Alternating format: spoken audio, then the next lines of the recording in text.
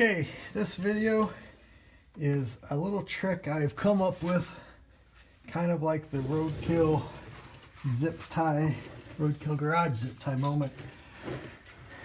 I am on my station wagon right now cutting the exhaust off because I'm going to put a drive shaft loop in right here, and these are in the way. I'm going to pull my pipes off, cut them out, put my drive shaft loop in. But what I'm doing, I'm using one of those band clamp tailpipe and exhaust cutters. And what you do is you just keep tightening your hands and keep doing this back and forth till you cut through. Whoa. Sometimes it gets all tiresome on the hands, so what I do is I take a zip tie and run it through here, tighten it down as tight as I can.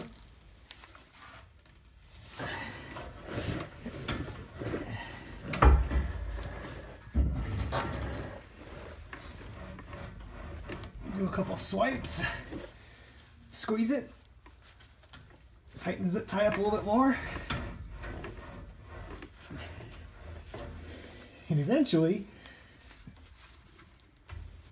you will get through the pipe without holding it so tightly with your hands.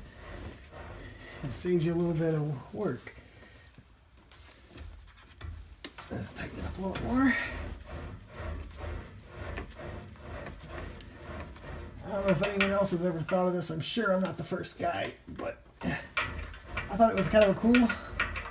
It worked on the other side, so I thought I would share it with the world.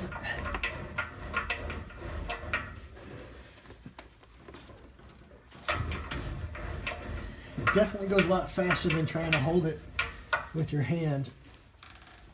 I'm gonna pull this through.